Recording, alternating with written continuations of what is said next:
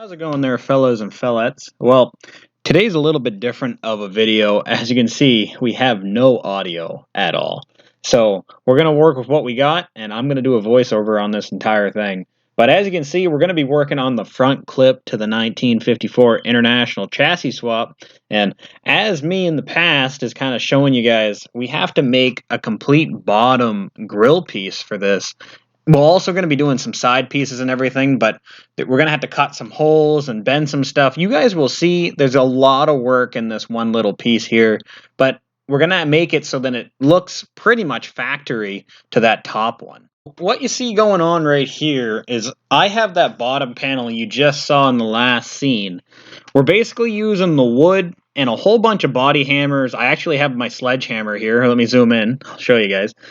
We have that sledgehammer here to make some big indentations in this because we're doing quite a lot of bending on this. It's a 16 gauge sheet steel panel, so it really doesn't like to be bent at all. What I'm doing in the corners is I'm starting it off with the vice grips. That kind of makes harsh bends, but then I can use my hammers and my dollies to kind of round that off a little bit. But it's basically me going to be bending this up. I'm going to fast forward through this, guys, put some music on it, and I'll be back to you guys in just a moment.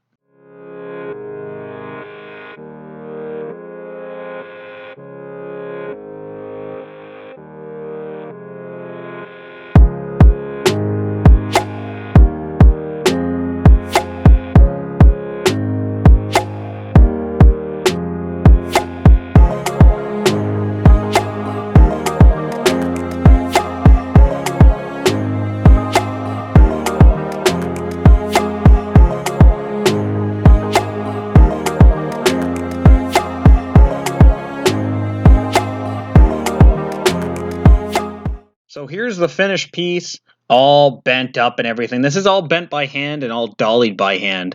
It's a 16 gauge piece, as I said before, but it actually looks very close to the factory one, and you'll see when we weld it in, it's quite nice, really. So let's get at that.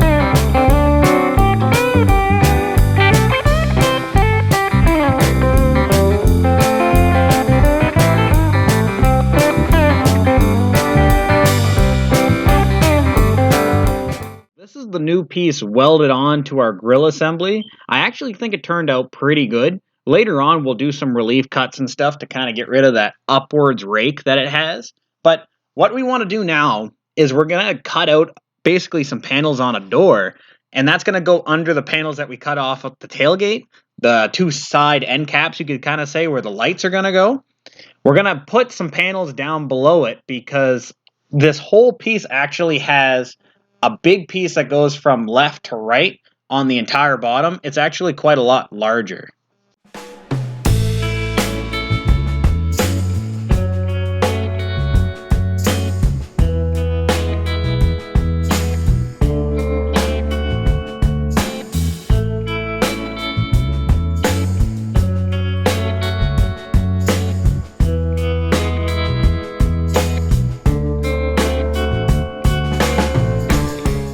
Doesn't look like much right now, but I skipped ahead and I did this bottom corner. You guys already saw how I did the top. I figured, you know what?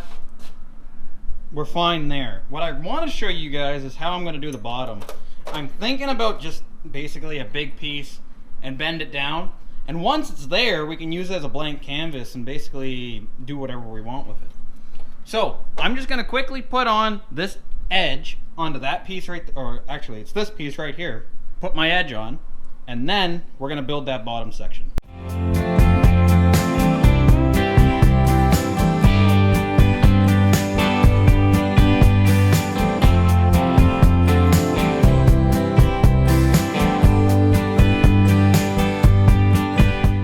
All right, so as you can see, we have the bottom basically all welded up. And now what we have to do is basically add a metal strip. That's where my hand just kind of was. Basically, we got to get the blank canvas of it all done first before we can do all the little intricacies. But that's what we're going to do. We're going to build that bottom panel, and we're going to basically put it in, curve it all, tack weld it all, that kind of stuff. So let's start working on that right now, and then we'll see how it comes out. So this is the panel basically in its pre-form, non-bent, but it's going from side to side, fill up that entire gap basically.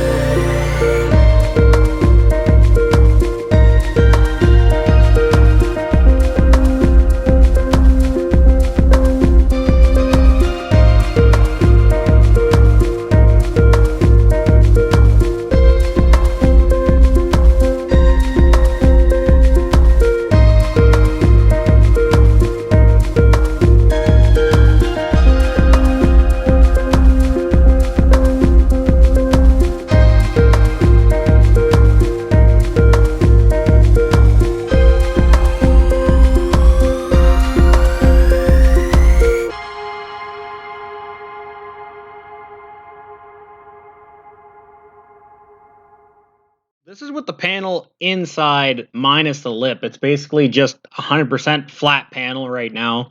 We still have to add the complete curve, the lip, and then that bottom little brace there. But basically, you're going to see there's a lot of dolly work and a lot of basically hammering on these panels when you don't have molds and stuff like that and you have to do it at home. It's whatever you have, round pieces of pipe, a whole bunch of random stuff, basically to make up those corner bits. It's nice that we did this in a whole bunch of segments, so I can just work on one at a time instead of having to get the entire thing perfect in the first go. But let's get that rounded right now.